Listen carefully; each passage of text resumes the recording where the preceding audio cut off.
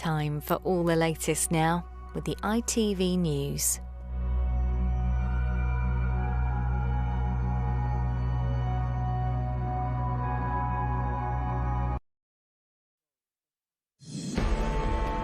The Prime Minister has tried to draw a line under it, but the question is not going away.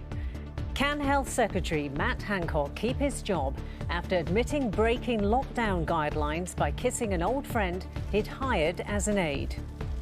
I won't get my dad back now, and I played by the rules, unlike him, and unlike this government, it seems, as a whole. Also, more than 150 people are still missing in the Miami, Florida building collapse. As it emerges, there was a warning the building could be unsafe. And who fancies a goal? Denmark strikes first, but Wales's hopes are still alive at the Euros.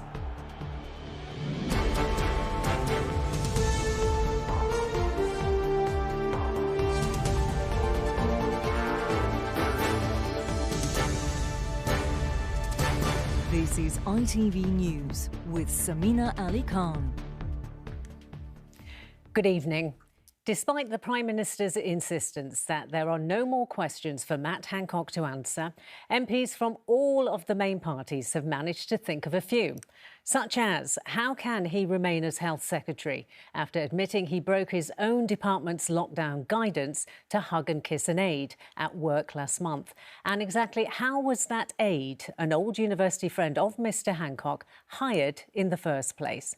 Martha Fairley reports. Number 10 says the matter is closed. Today's front pages tell a different story. A day after the Sun printed CCTV images of the Health Secretary in a clinch with aide Gina Coladangelo in breach of COVID guidelines, some Tory MPs are calling for him to go. Matt Hancock had fallen short, North Norfolk's Duncan Baker told his local paper, saying, "I will not in any shape condone this behaviour, and I have in the strongest possible terms told the government what I think." Today, the Probation and Prisons Minister, trying to promote justice being seen to be done through community payback schemes for offenders, didn't agree the Health Secretary should be for the chop. Look, I mean, Matt Hancock has been a very effective minister, a very effective Secretary of State. Issues about what happens to Matt Hancock is between him and the Prime Minister. Safia Na's father died of COVID-19 earlier this year and, like many other grieving families, finds the Health Secretary's behaviour insulting.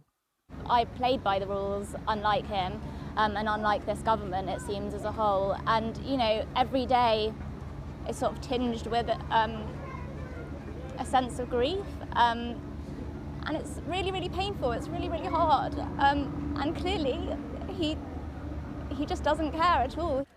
Mr Hancock's integrity is also being questioned. Ms Coladangelo was an old university friend long before she became his advisor. When you're in that situation where someone it seems that you're involved with is in a taxpayer-funded role in your department, and that, you know, on the way to doing that, you've not just breached regulations or guidance, you've breached the law, that is a really fundamental undermining of the public trust. It's obviously it's a massive conflict of interest. Matt Hancock has apologised for breaching COVID guidelines, but does the man who wrote the COVID rules still have the credibility to ask others to follow them? Martha Fairley, ITV News.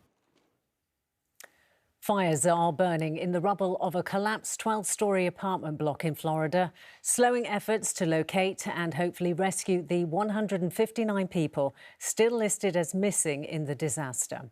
Meanwhile, it's emerged an engineer found evidence of major structural damage in the building 3 years ago.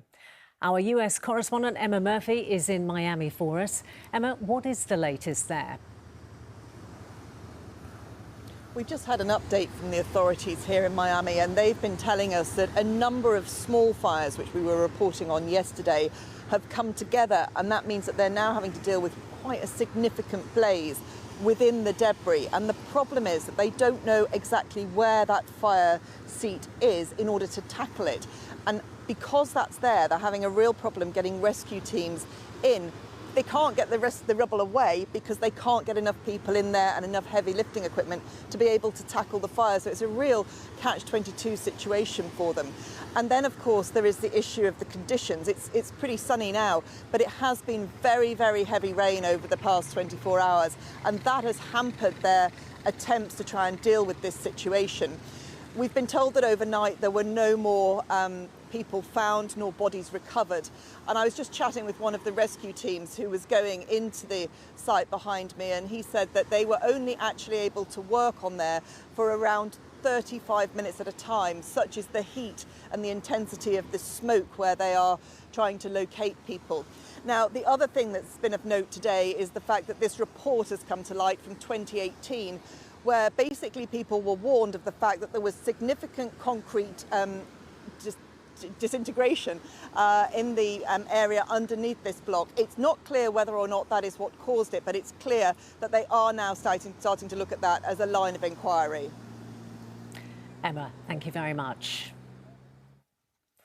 A big push to get the last of England's adults vaccinated against COVID-19 is underway this weekend. In a drive that's become known as Grab a Jab, hundreds of walk-in centres are open for vaccination without an appointment. You can find your nearest one by entering your postcode on the NHS website. Meanwhile, thousands of people have marched on Downing Street to protest against government COVID restrictions. The so-called Freedom March coincided with a climate change demonstration, causing traffic gridlock in central London. And there's been not one, but two big crashes on the opening stage of the Tour de France today. This first one was caused by a fan on the course. British four-time winner Chris Froome was involved in the second. Wales are down 1-0 in their Euro 2020 match against Denmark this evening. And while they still have most of the second half to fight back and earn a place in the quarter-finals, they'll have to do it with very little fan support in the stadium in Amsterdam. Our correspondent Lucy Watson has been following the Wales campaign and brings us their day so far. I'm an alien, I'm a legal alien, I'm a Welshman in Amsterdam. There may not be many of them, but the Welsh voices bring something special. Welshman in Amsterdam. Amsterdam is hosting barely 100 of them, so their team aren't the only ones with a job to do. And it almost feels like representing the country because there's going to be so few of us here. My sons are stuck in Wales, so they said, Mum, you're the only one who can come here, so you have to go. It's nice that we get to be one of the few, and we'll try and make enough noise to make up for the ones that aren't here. Come on, Wales! The underdogs are facing the neutrals' favourites, and what the Danes don't lack is confidence. Have you seen us? We're absolutely amazing. We win, definitely. Inside the arena, Wales battle to have their voices heard. Heavily outnumbered by the Danish supporters, but what they lacked in numbers, they made up for in raw passion. Grown men reduced to tears. If Wales were to make their mark, they needed their talisman to fire on all cylinders. And Gareth Bale was inches away from giving his men the lead. But it was a great run. But Denmark, on a wave of emotion themselves after the collapse of Christian Eriksen earlier in the tournament, went ahead with a wonderful goal from Kasper Dolberg. 1-0 to the Danes. The Prime Minister approved. Denmark strike first. Well, in the last few moments, Sameena, Denmark have scored yet another goal. This is not the start that Wales, any Welsh fan, would have dreamed of. It has been a very, very noisy evening here in Amsterdam. The stadium feels almost packed. Such is the power of the voices from the Danish supporters, and it is justified. Their confidence winning out so far in the first half, and we are about 5 or so minutes into the second half. The dream is not quite over for Wales yet, but it's looking very tricky for them. OK, we'll leave it there. Lucy, thank you. Now, this year's Armed Forces Day has been a chance to celebrate the service of military personnel during the pandemic.